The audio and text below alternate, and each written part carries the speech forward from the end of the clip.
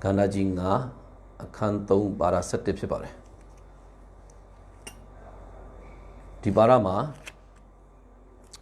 Yagyama Piashin Bueno Mulare Kama. Am I young Nijare Prohate we got? Pa shout hallelujah. Shimpiare Sinza to a quarter biroma. Turo gowns the Shijare Pogomia Alo Hare Patient Pia Pono Gondorigo, a mera, a simamie. Yusu Teresa Nijare Tipogori Alo Hare, Tron alone Mashire Nippanire Yari Alongo. The young young mean long might. Long Chuan like Pida Pokuri Pibirore Turi Aloha Yologa Gabagani Sun Lupe Quat Hare Pokuri Pichare Dajaune Turi Aloha Shimpeaye Ye Chinri Alongo Yare Apia Mimi Ko Drima Mimi China Nite Mugo Yani Jara Pitere Turi Aloha A Shimpiaye Ponorigo Yusure Kama, Chizo Duka Chanda, Kanzani Abidore. Together, Shimpia Kuran Center Puno Mure, Surago Puaraha, alone, Shaba Lavare, look, Trua, Shavtara Pite. Nasro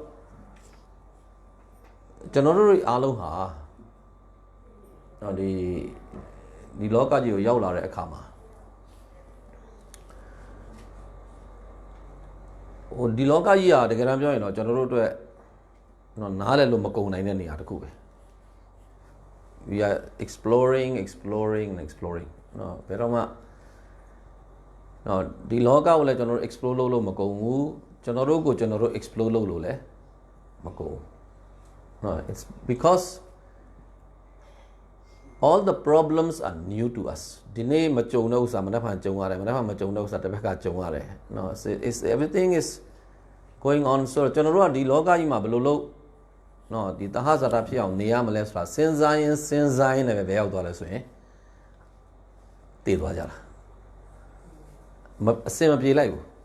It's not, we couldn't solve any problem. So, Dajang the Shiketuros in the Aloha. The Shiketuros in the Aloha. No, Balucha Lelusoin, Trua. The problem is solution was shallow. How can we get solution? No, that solution shallow. Generally, but the behind the Zavelimula. It is Unya Poma Thai. You can sit here. Yeah. So, no. A general solution Shajare. Solution Shajare Kajaro. Nilamam Yazwan Shajara. How can we solve that? No, our problems. No, at all. The Geramjoy, the problem Surausa, Haleluswe. The Geran Lutiago Meji, what is your problem? The problem is not a problem. The way you think the problem is a problem. No problem had a Geramjoy, Piatana Mahuno. A Piatana Chanoruga Lekkan like the Anita General A Piatana, Senzare Usa, Piatana Hote. No, error. General A Piatana Gupchilai, when the problem arises, what kind of problem we have in this world? Gavama General who achieves on Piatana Balutene. What is our biggest problem in the world? Sabo. No, the Chua Sabo Lieutenant. Jana achieves on problem was Sabo. Jana Salaya, Jana problems Pido Abihotamla. Agu Poman Sabo Mapuar do Logama Mishila. Tamen Sabos are gone ego material Logama Yaishi. No, Sabo through the Chua Sabos Josani are Lucia, Sabo, no person Shama Sam. The Chua, they have a lot of money. They don't have to worry about eating. Through my problem Mishila. They also have problem. No, so what kind of problem? problem ဆိုတော့ကျွန်တော်တို့ဘဝမှာရှိတဲ့ problem တွေအားလုံးရဲ့ဒီတကယ်အနှစ်သာရကိုချုပ်ကြည့်ရင်ဘာလဲလို့ဆိုရင်ဘာလို့ထင်လဲမြန်မာမှာစကားပုံရှိတယ်ရတာမလို့လိုတာမရ this is our problem no our problem is that we want something it's not with us we have something we are not happy with that no that is our problem အဲ့ဒါကြီးကိုကျွန်တော်တို့ဘာလုပ်လဲရှိတဲ့ဥစ္စာကိုကျွန်တော်တို့ကမကြိုက်ဘူးမရှိတဲ့ဥစ္စာကိုကြိုက်တယ်ယူရိုပမှာရှိတဲ့အသားဖြူဖွေးနေတဲ့ main ကလေးတွေကဒီအရှိတိုင်းကိုလာပြီးတော့such a brown color သူတို့အဲ့ဒါကိုကြိုက်တယ်နေပူထဲမှာတမင်တကာသွားပြီးတော့မှအသားကိုညွန်အောင်သူတို့လှုပ်နေတယ်သူတို့မှရှိလို့ဆိုတော့သူတို့မကြိုက်ဘူးဒီကလူတွေအားလုံးကပါလဲဖြူဖို့ how can we make ourselves really fair so our problem is our mind problem ဦးနဲ့ကျွန်တော်ပြောခဲ့နော် our problem is not nothing else it's our mind so ဒီ mind ရဲ့ဒီ problem ကို solve လုပ်ဖို့တလမ်းပဲရှိတယ်အဲ့ဒါဟာ detachment ဒါကြောင့်သူတော်စင်တွေအားလုံးဟာသူတော်စင်နဲ့သူတော်စင်မဟုတ်တဲ့လူတွေရဲ့ကြားမှာကွာခြားခြင်းကဘာလဲဆိုရင်သူတော်စင်တွေဟာအစွဲလန်းတန်ရောစင်မရှိတဲ့သူတွေဟုတ်တယ် they don't have attachment they are detached အဲ့တော့ဒီ detachment ကိုကျွန်တော်တို့ practice လုပ်ရမယ်ဆွန့်လွတ်ပယ်ခွာခြင်းကိုကျွန်တော်တို့ကလုပ်ရမယ်ဆိုတော့ကျွန်တော်တို့ဘောတွေကျွန်တော်လေ့လာကြည့်လေ့လာတဲ့အခါကျရင်ကျွန်တော်တို့ကမွေးလာတဲ့အခါ empty handed we became with empty handed we have nothing with us empty handed ရောက်လာတယ်ကိုစားလိုက်မပါဘာမှမပါဘူး it's completely naked empty handed ဘာမှမရှိဘူး it's we came with that and then ပြီးတဖြည်းဖြည်းနဲ့ကျွန်တော်တို့ဘာလုပ်လာလဲဆိုရင်အကုန်လုံးကိုဆွဲလာတယ်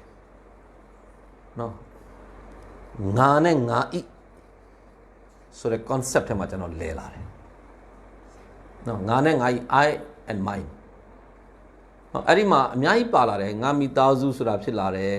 ငါမိဘဆိုတာဖြစ်လာတယ်ငါလူမျိုးဆိုတာဖြစ်လာတယ်ငါဘာသာဆိုတာဖြစ်လာတယ်ငါတိုင်းပြည်ဆိုတာဖြစ်လာတယ်ငါတို့လူသားတွေဆိုတာဖြစ်လာတယ် so many things we accumulated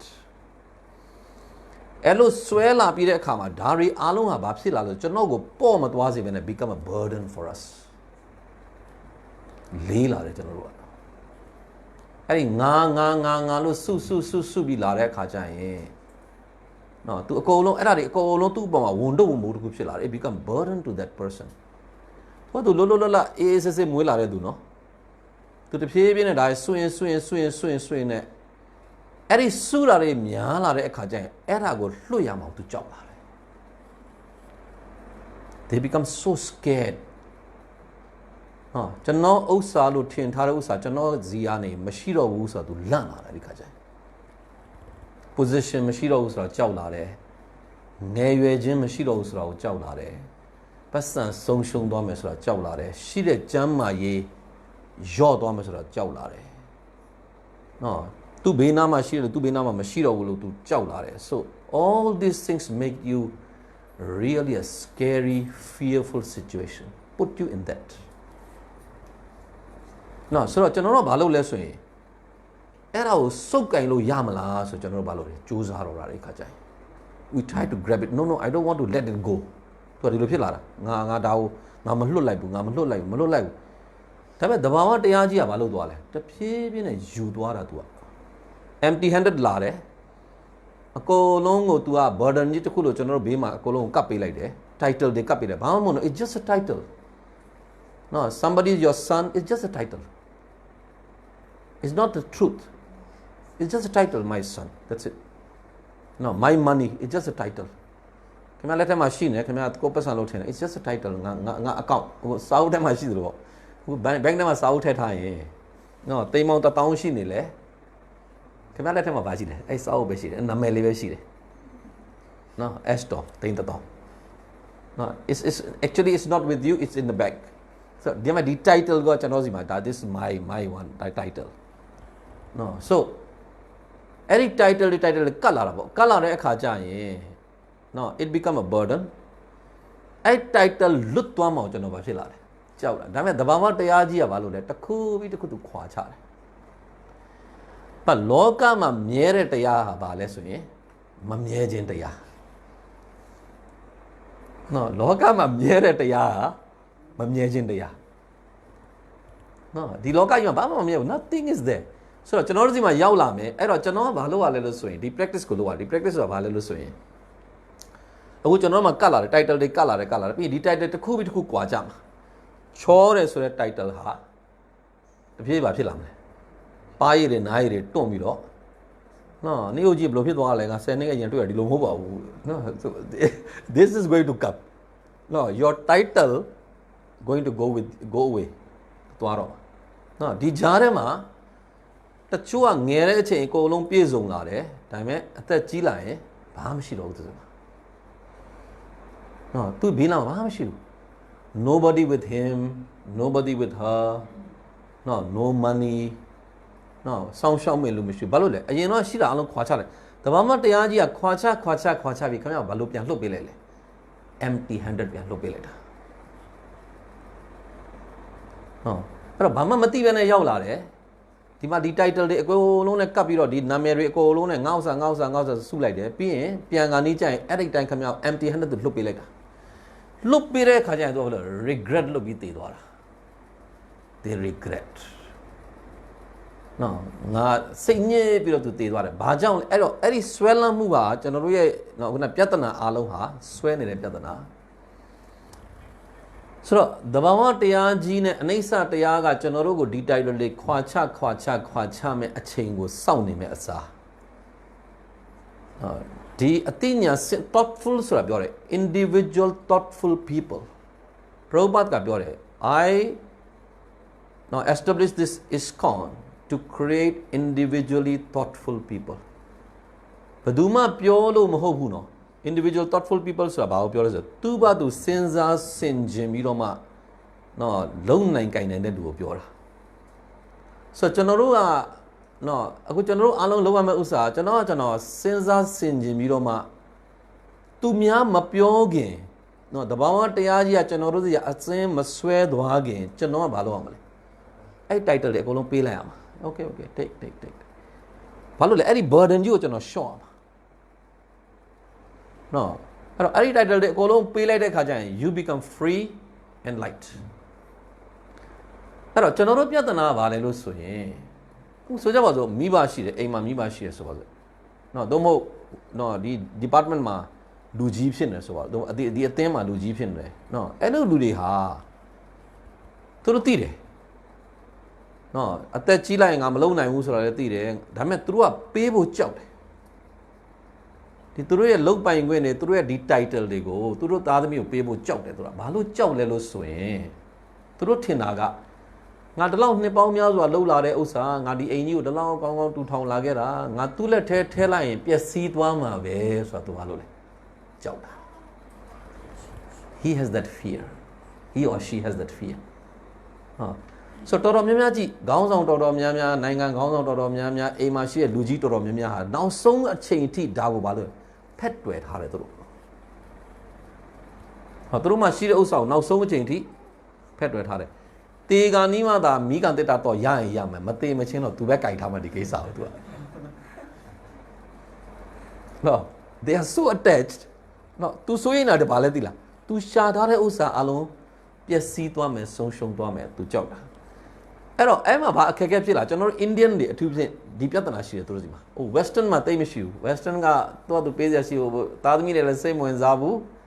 မိဘတွေကလည်းသားသမီးတွေကိုပြန်အမွေပေးတယ်ဆိုတာတိတ်မရှိဘူးနော်သူကသူလှုပ်ချင်တာသူလှုပ်တာခွေးနာမည်နဲ့ရေးရင်လည်းရေးသွားမှာသူကအမွေတွေအားလုံး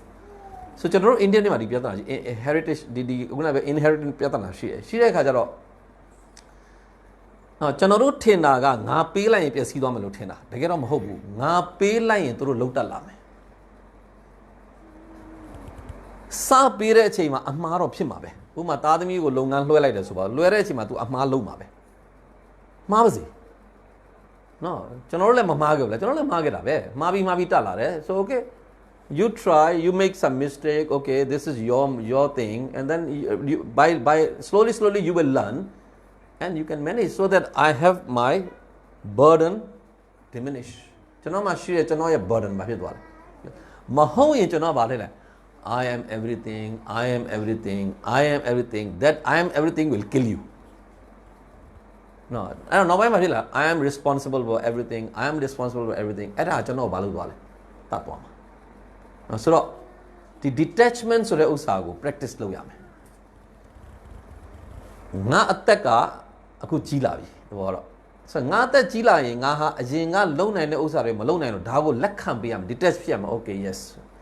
I am not like this before နော်လမ်းလျှောက်လို့ခြေထောက်မကင်ခြေထောက်မခိုင်ရင်တုတ်လေးတစ်ချောင်းကင်ဘာမှရှက်စရာမရှိဘူးဒီကိစ္စဟုတ်တော့လမ်းလျှောက်လို့ခြေထောက်မခိုင်ဘာတုတ်ကင်ပြီးသွားပါဘာဖြစ်လဲနော်ဟုတ်တယ်ခင်ဗျားခြေထောက်ကခင်ဗျားနဲ့အတူအဖော်မပေးတော့ဘူး तू က is no more your best friend so you need the third leg နော်တတိယခြေထောက်လိုသွားပြီ तू ကဒီကိုမျက်စိကောင်းကောင်းမမြင်တော့ you put chashma နော်မျက်မှန်တာနော်ဆိုတော့ကျွန်တော်တို့အဲ့ဒီလက်ခံနိုင်စွမ်းပေါ့ကျွန်တော်ဟာတရက်ကြာရင်ဒီဥစ္စာကိုဆွန့်လွတ်ရမယ်ဆိုတဲ့လက်ခံနိုင်စွမ်းရှိလာရင်လူတယောက်ဟာပေါ်လာမယ်တို့နော်ဒါကြောင့်ဒီရီရှိမူနီတွေအားလုံးဟာတဲ့ဒီမှာဒီပါရမှာနော်ရီရှိမူနီတွေအားလုံးဟာဘာရထားလဲလို့ဆိုရင်အဲ့ဒီ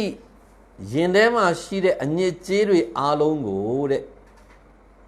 တရားဉာဏ်ဒီဟူသောမီးနဲ့လောင်ကျွမ်းထားပြီးသားဖြစ်သူတို့နော်မီးရှုပ်ပလိုက်ပြီးဒါတွေအားလုံးကိုအထဲမှာရှိတဲ့မကောင်းမှုတွေဆိုတာဘာလဲလို့ဆိုရင်ကာမနော်ကာမတဏှာစိတ်ကရောဓဒေါသစိတ်လောဘစိတ်မောဟအမှားကိုအမှန်ထင်တယ်အမှန်ကိုအမှားထင်တယ်စိတ်နော်မောဟမဒတစုံတစ်ခုပေါ်မှာယူနေတဲ့စိတ်နော်ကျွန်တော်တို့တစ်ခုပေါ်မှာယူနေကြတယ်ကျွန်တော်တို့အားလုံးကနော်အဲ့ဒီတစုံကယူနေတဲ့စိတ်နဲ့မစရိယဆိုတဲ့မစ္စရိယစိတ်ဆိုတော့ဒါတွေအားလုံးကိုတဲ့သူတို့ကလောင်အထဲထဲကသူကတကယ်တော့ပြောရင်ဒါတွေအားလုံးအမိုက်တွေအမိုက်ကိုဘာလုပ်ရလဲမီးရှို့ပလိုက်ရတယ်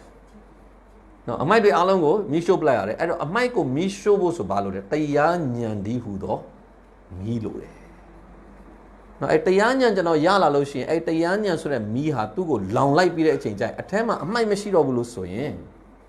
နော်အခုကျွန်တော်တို့အတွေးခေါ်မှားနေဆိုတာဗာလဲအနံ့ထွက်တာဒါကအမိုက်ရှိတော့အနံ့ထွက်တာနော်အထဲမှာအမိုက်ရှိတော့အနံ့ထွက်တယ်လေအမိုက်ရှိရင်နံနေမှာပဲလေလားဆိုတော့လူတယောက်ကအတွေးခေါ်မှန်မှန်ကန်ကန်ရှိလာတယ်ဆိုတော့ तू အမိုက်ပါဖြစ်သွားတယ်အမိုက်မရှိတော့တာအမိုက်မရှိတော့ तू ကလူတယောက်ကမကောင်းမမြင်တော့ဘူးမကောင်းမပြောတော့ဘူးမကောင်းတဲ့အလုပ်ကို तू မလုပ်တော့ဘူးဆိုတော့ဒါကြောင့်အခုနကျွန်တော်ပြန်ကောက်ရရင်တရားဉာဏ်ကိုရှာရမယ်နော်အခုနပြောတဲ့ဘဝမှာပေါ့ပါပါနဲ့နေခြင်းတယ်နော်ဘဝမှာနော်ပေါ့ပါနေခြင်းတယ်ပေါ့ပါသွားခြင်းတယ်လို့ဆိုရင်တရားဉာဏ်ကိုရှာရမယ်ဆိုတော့တရားဉာဏ်ကိုဘယ်လိုရှာမလဲ how can you get this knowledge တရားဉာဏ်ကိုရှာတဲ့နီလန်းဟာဘာလဲလို့ဆိုရင်အခုအပေါ်ကတရားနားထောင်တယ်နော်ကျွန်တော်တို့အထက်အပေါ်နဲ့တရားနားထောင်တယ်ဟုတ်တယ်မလားအခုကျွန်တော်တို့ဒီမှာထိုင်ပြီးနားထောင်နေကြတယ်ဟုတ်တယ်မလား everybody is listening ဆိုတာအဲ့တရားကိုကျွန်တော်တို့ကဘာလုပ်နေလဲဒီနားတွေကတစ်ဆင့်နော်ဒါတောက်တုံးနေတာပဲနော်တရားညောင်တော့ဒါပေမဲ့ဘယ်အချိန်မှာတရားရလဲဆိုရင်အထဲကနေ prompt ဖြစ်မှာနော်ဒီအပေါ်ရံမဲ့နားထောင်လို့ပါအထဲကနေ prompt ဖြစ်တဲ့နေ့အထဲကနေဒါကိုလက်ခံလိုက်တဲ့နေ့ဟာဒါတရားရတယ်လို့ခေါ်တယ်သူကနော်ဆိုအထဲကလက်ခံဖို့ဆိုတဲ့ဥစ္စာကနော်အခုကျွန်တော်တို့ကပြောနေတာမလားနော်အခုကျွန်တော်ဆိုတတ်လို့စားတဲ့ကိစ္စလေးတေးသေးလေးပြောကြည့်အောင်တတ်လို့စားရဲဆိုရင်ကျွန်တော်ကဘလောက်ပဲဘေးကလူကပြောနော်တတ်လို့စားပါဘလောက်ပဲပြောနေဘာမှမဖြစ်နော်အထဲထဲကနေ तू ကလက်ခံလဲနေကြရင် तू ကတော့အော်အေးနော်အော်ဟုတ်တာပဲ that is a prompt အထဲကနေ prompt လုပ်တာအဲ့တော့တရားဉာဏ်ကိုတကယ်ရနိုင်တဲ့နေရာဟာအထဲကဖြစ်တယ်အပြင်ကမဟုတ်ဘူးဒါက it's not from outside it's from inside နော်အဲ့တော့ inside မှာဘာလို့ရှိနေလဲကျွန်တော်လည်းရှိနေတယ်ဖခင်လည်းရှိနေတယ်နော်ကျွန်တော်လည်းရှိနေတယ်ဖခင်လည်းရှိနေတယ်အဲ့တော့ဖခင်ရှင်ရဲ့အဲ့ဒီ prompt လုပ်လိုက်တာနော်ဘုရားရှင်ကအထဲကနေပြီးတော့မှဒါကိုလက်ခံဖို့တိုက်တွန်းလိုက်တဲ့အချိန်မှာလက်ခံလိုက်တယ်ကျွန်တော်ကလက်ခံလိုက်တယ်ဆိုတဲ့အချိန်မှာအခုနအမှန်တရားရလာတယ်အဲ့ဒီအထဲကနေ prompt လုပ်ဖို့ဆိုတာကအခုနပြောတယ်ဘုရားရှင်နဲ့ကျွန်တော်နဲ့ connection ရဖို့ဆိုတာက နော်အဲ့ဒီ connection ဟာနီလာမျိုးမျိုးရှိတယ်ပေါ့ကျွန်တော်နဲ့ဖခင်နဲ့ connection ရပါနီလာမျိုးမျိုးရှိကျွန်တော်တို့ကြတော့ဗာပြောလဲဒီ Hare Krishna မဟာမန္တရကိုရွတ်ပါဒါကျွန်တော်တို့ကျင့်စဉ်မှာပြောတာ Krishna အနုဒ္ဓရီကျင့်စဉ် Krishna conscious မှာဗာပြောလဲလို့ဆိုရင် you chant and this chanting can connect you to the Lord when you are connected then inside you will hear the sound okay enough is enough ဒါရှိမတ်ဘာဂဝတမှာပါတဲ့စကားပဲ enough is enough မင်းဒီလောက်စားလာပြီတော်ပြီအခုမင်းဒီလောက်လှုပ်လာပြီတော်ပြီမင်းဒီလောက်အချိန်နေဖြုံးလာပြီတော်ပြီ enough is enough မင်းဒီလောက်ကြီးဆွဲလာတာတော်ပြီဒီဆွဲလာမှုရပ်လိုက်တော့ it will harm you နော်ဒီလောက်လောဘတွေကြီးနေတယ်ဒီလောက်ကြီးသွားမယ်လာမယ်ရှာမယ်အနောက်တွေလိုက်နေတယ် enough is enough အဲ့ဒီ enough is enough ဆိုတာဘယ်ကလားအထက်က prompt ဖြစ်တာသူကဒါဘုရားရှင်ကပေးတဲ့တတိ enough is enough အဲ့ဒါမရှိဘဲနဲ့လူတယောက်ဟာဘယ်တော့မှသူပြောင်းလဲခြင်းကိုမရောက်လာဘူးဟောတော်ပြီဟော तू ကဘလောက်တောင်တိလာလဲဆိုရင်ဒါတွေအားလုံးကငါဒီဘဝတစ်ခုတည်းမှာလောက်တာမဟုတ်ဘူးเนาะဘဝပေါင်းများစွာငါလောက်ခဲ့တဲ့ဥစ္စာတွေပဲဒါတွေကငါဘယ်လိုလုပ်ဒီလမ်းကိုပြန်လျှောက်ဖို့လုပ်နေတာလဲเนาะ I have been fooled for so long เนาะ he or she regret เนาะ this is harmful เนาะလူတယောက်ဆေးလေးတောင်းနေဆိုပါစို့เนาะဆေးလေးတောင်းနေတဲ့လူတွေကပြောကောင်းနေပါတောင်းနေเนาะတရက်ကြတော့ तू က तू realize ဖြစ်လာတယ်သို့မဟုတ်အပြင်မှာတယောက်ကိုတွေ့တယ်သို့မဟုတ် cancer ဖြစ်တယ်တွေ့တယ်ဟိုဟာဖြစ်တယ်အထက်ကဘာဖြစ်လာလဲ enough ဘာ enough နော်ကြိုက်တဲ့လူကြည့်နော်ဆေးလေးပြတ်တဲ့လူကြိုက်တဲ့လူကြည့်နော် तू အထက်ကဘာအတန်ကြားလဲ enough is enough တော်ပြီ no more please နော်နောက်ထပ်မလုပ်နဲ့တော်ပြီဒီဆေးလေးဟာ harmful to you better you stop it now or you stop it or you die with that now you stop it ဆိုတော့အဲ့ဒီအနေထားကိုရောက်လာဖို့ဟာနော်ကျွန်တော်တို့မှာ there's a process မဟုတ်ရင်ဦးလည်းကျွန်တော်ပြောတာအကြီးဆုံးကတန်ရောစင်နော်တန်ရောစင်မှာမြန်မာလိုဆိုရင်ဆွဲလမ်းမှုနှမျိုးရှိတယ်တက်ရှိတဲ့ပုံမှာဆွဲလမ်းမှုကိုနော်တန်ရောစင်လို့ခေါ်ရတာနော်တက်ရှိတွေကိုဆွဲလမ်းတာတခြားဥစ္စာတော့ရိုးရိုးတာမန်ဆွဲလမ်းမှုဆိုတော့ဒီတန်ရောစင်ကိုဆွဲလမ်းမှုနှစ်ခုလုံးကအထဲကနေလာမှရမှာအဲ့တော့တကယ်လို့ဆွဲပြီးတည်ရင်တကယ်လူတယောက်ဆွဲနေပေါ့ဆွဲလို့ကောင်းပါတယ်ပေါ့နော်တခါလေကျကျွန်တော်အဲ့လို feeling ရှိလေဘာဖြစ်လဲဆွဲနေတာဘာမှမဖြစ်ပါဘူးပေါ့တော့ဆွဲလို့ကောင်းတယ်ပေါ့ဒါပေမဲ့အဲ့ဒီဆွဲလမ်းမှုကကျွန်တော်တို့ဘာဖြစ်စေလဲနောင်ဘဝမှာတန်တရားမှာလဲစေမှာသူကဆိုတော့အထဲကနေအဲ့လို prompt ဖြစ်လာဖို့အထဲကနေအဲ့ဒီဆွဲလမ်းမှုတွေအားလုံးပျောက်ဖို့ဆိုတာတရားဉာဏ်ရှာရမယ်I must have knowledge အဲ့ဒီ knowledge ကစာကသိတဲ့ဥစ္စာမဟုတ်ဘူးနော် it's a realized knowledge နော် realize အဲ့ဒါကိုရှာမယ်ရှာတဲ့အခါကျရင် it may take many years many lifetime also နော်အဲ့ဒီလိုအထဲကဖြစ်လာဖို့ဆိုတာနော်သူကချက်ချင်းဖြစ်လာမှာမဟုတ်တော့ဒါကနှစ်နဲ့ချီပြီးကြာနိုင်တဲ့ဘဝပေါင်းများစွာလဲဘဟုနံဂျန်မနာမန္တေज्ञानवा मां प्रपद्यते वासुदेवं स्वरमिति सा महात्मा सुदुर्लभः बहुनाम जन्मनाम अन्ते ज्ञानवाम उन्हें चलो नॉलेज को चार भलाउ चाले बहुनाम जन्मनाम अन्ते बवाबाउ म्याउ म्याज़वा चिंचा आठो पीरे नौ मामा अकुना प्योरे तैयान्यांगो डगे जाला रे दुटियाव हारे नो ऐ इनफ सुरा फिलारेအဲ့အသက်ငယ်ရနဲ့လည်းမဆိုင်ဘူးအသက်ကြီးတာနဲ့လည်းမဆိုင်ဘူးနော်တစ်ချိန်ကျရင်သူ့မှာဒီ click ဖြစ်လာတာပေါ့နော် oh my god this is enough for me I'm not going to go into that again နော်ဒီ episode ကိုငါပြန်သွားဖို့မရှိဘူး enough is enough ज्ञानवा मां प्रपद्यते ဘာကိုသိသွားတာလဲ वासुदेवं सर्वमिति ဖယားမှလွဲလို့လောကမှာအာကုစရာဘာမှမရှိပါလားဖယားဒီတာအရာခတ်သိမ်းဖြစ်တယ်ဆိုတာကို तू သိသွားတဲ့အချိန်ကြရင်နော်အဲ့လိုမျိုးသိသွားတဲ့လူဟာလောကမှာစာမဟာတမสุดุรลภะအဲ့လိုမဟာတမမျိုးဟာလောကမှာအလွတ်ရှားပါလာတယ် ဆိုတော့ကျွန်တော်တို့အားလုံးဟာနော်ဒီအမြင့်တစ်ခုတက်ချင်ကြတာပဲဟုတ်တယ်မလားအမြင့်တစ်ခုတက်ချင်ကြတာပဲနော်အောင်မြင်တယ်ဆိုတော့လိုချင်တယ်နော်ပျော်ရွှင်တယ်ဆိုတော့လိုချင်တယ်နော်အမြင့်တစ်ခုကျွန်တော်တက်ချင်ကြတယ်အဲ့တော့တက်ချင်တဲ့အခါမှာအမြင့်ဆုံးတက်တာပါလေဒါပဲဝါစုဒေဝံစရမိတိအဲ့ထက်မြင့်တာဘာမှမရှိတော့နော်အဲ့တော့မေးစရာရှိတာကကဲဒါဖြစ်သွားပြီဆိုရင်နော်ကျွန်တော်ဘာမှလုပ်ဆရာမလို့ခင်ဗျပိုးတော့လုပ်ဆရာတယ်အများကြီးဖြစ်သွားပြီဒီခါကျရင်နော်ဟိုကျွန်တော်အတိုင်ရောစင်လည်းပြတ်သွားပြီအကုန်လုံးပြတ်ပြီဆွဲလမ်းမှုလည်းမရှိတော့ဘူးခင်ဗျကျွန်တော်ကလုပ်ဆရာမရှိတော့ဘူးလားနော်လုပ်ဆရာပိုးပြီးများသွားပြီနော်အရင်တော့ကျွန်တော်ကငါဆိုတာရှိတော့ကျွန်တော်မိသားစုအတွက်ပဲစဉ်းစားတယ်အခုကျွန်တော်မှငါဆိုတာမရှိတော့ပါလဲအားလုံးအတွက်စဉ်းစားပြီးကျွန်တော်ကအဲ့ဒီခါကျရင်နော်ဒါပေမဲ့ကျွန်တော်မှအထက်မှာဆွဲလမ်းမှုမရှိတဲ့ကြောင့်နာကျင်မှုဝေဒနာတိတ်မရှိတော့ဘူးကျွန်တော်စီမှာနော်ကျွန်တော်ဘာမှမဆွဲလမ်းမှုမရှိဒါပေမဲ့ကျွန်တော်ကလှုပ်ဆရာပဲဖြစ်သွားတယ်ပို့ပြီးများသွားတယ်နော်ငါအားလုံးအတွက်လှုပ်ရမယ်အားလုံးငါလှုပ်ပေးရမယ်အားလုံးအတွက်စဉ်းစားပေးရမယ်နော် then your life become more happy